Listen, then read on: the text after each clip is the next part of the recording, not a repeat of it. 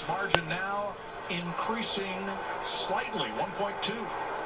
When it increases, then it decreases. All depends on how Kevin Harvick, our leader, gets through traffic and how Denny Hamlin times his passes on some lap cars.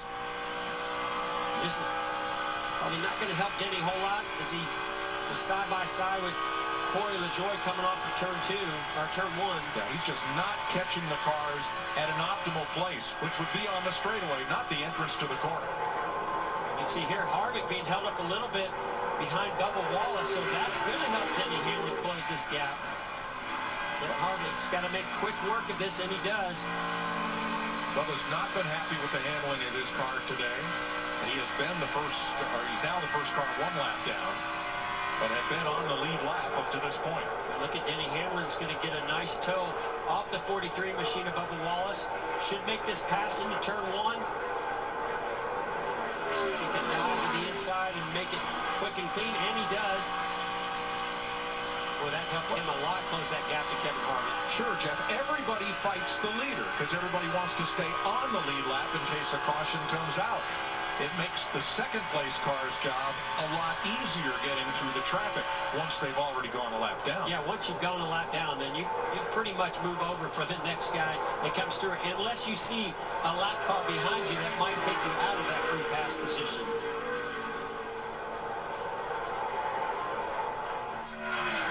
You can see Denny Hamlin trying some different lines. He knows that he can't run in the tire tracks of Kevin Harvick. Now he's getting a run down this long straightaway, going to use that draft off the 4 car. Harvick went all the way to the pit wall to try to shake the draft of Hamlin, something Neil Bonnet did here decades ago and caught the ire from ABC commentator Jackie Stewart. Says that's very dangerous driving. No, it wasn't. It was strategy. Boy, look at Hamlin. He's able to run it differently. His car's definitely handling better than Kevin Harvick right now because he can get down lower and use that clean air and gain on Kevin Harvick. But where and how is he going to make this pass? Through the tunnel turns, pretty much one groove. He's going to lose a little time to him here. But let's watch in turn 3. I saw Denny Hamlin now trying that bottom groove to get that clean air. Nope, he's going to run right in his tire tracks, use that traction compound. This is going to hurt him on the exit.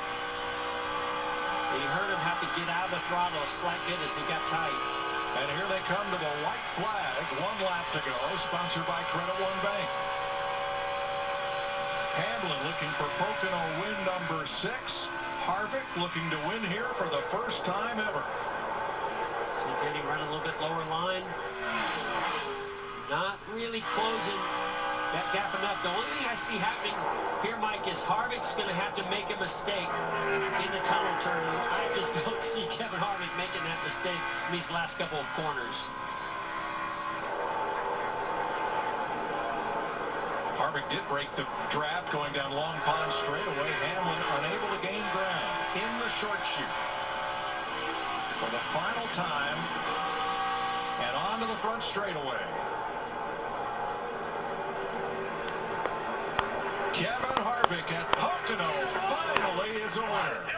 Way to do the strategy. What a turnaround. Great job, guys. Awesome. Thank you.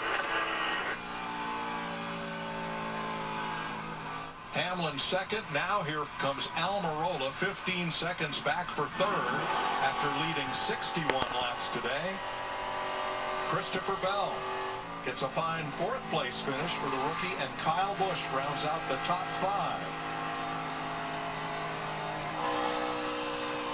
And Ryan Preece, 41 seconds back of the leader. He's gained 6 seconds on Jimmy Johnson over these last few laps. And Preece is going to score the pole for tomorrow's race. That was a great run to the finish.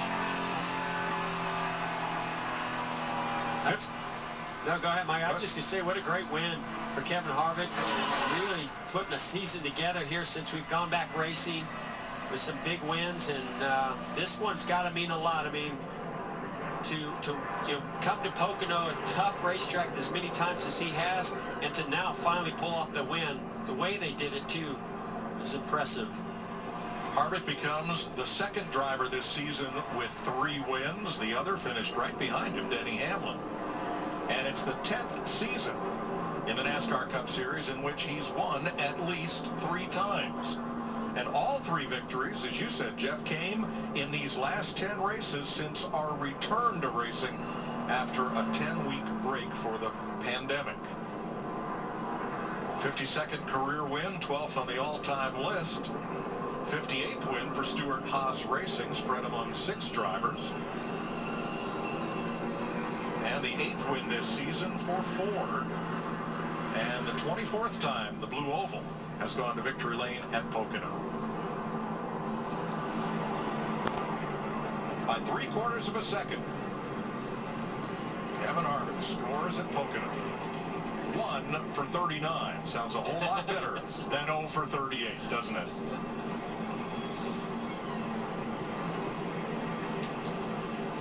Matt Yoakum's with the winner.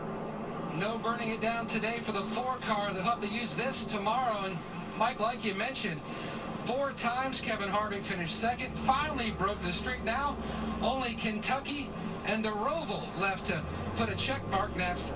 How big is the relief to finally get this check mark, Kevin? Yeah, just got to thank everybody on our Head for the Mountains Busch Beer Ford Mustang. We weren't where we needed to be to start the race, lost a bunch of track position, and came back and made some great strategy calls, and were able to get out front and make some good laps. But yeah, that's great to finally check Pocono off the list. Everybody at Stewart Haas Racing has done such a great job with all of our cars every time we've come here over the last 7 years. So it's great to, I guess we just need special paint schemes to get to victory lane. I want to say hi to my family. I know Keelan raced all day, and you know, Delana and Piper and everybody at home. So just really proud of everybody, and just glad it didn't rain all day. So you've got a Darlington, you got an Atlanta, you got a Pocono. Now you got a chance to go back-to-back for the 7th time in your career. You saw the strategy today. You got a great race car. Size it up for tomorrow starting 20th. Well, we were back to 20th today, so, you know, I think in the end it's going to come down to strategy and what you need to do. Got to thank everybody from Mobile One and Hunt Brothers Pizza, Jimmy John's, Fields, everybody from Haas that puts this car on the racetrack. I wish I could explain to everybody how hard the guys and gals are working in the shop right now with this schedule, and everybody broke up. We appreciate all you guys at Stewart Haas Racing, and thank you to all the fans. I wish you were here. This isn't near as exciting. I feel like I'm like my 7-year-old. I've got all this pimped up energy, and I'm just going to share with nobody. Keelan Sr. in victory lane.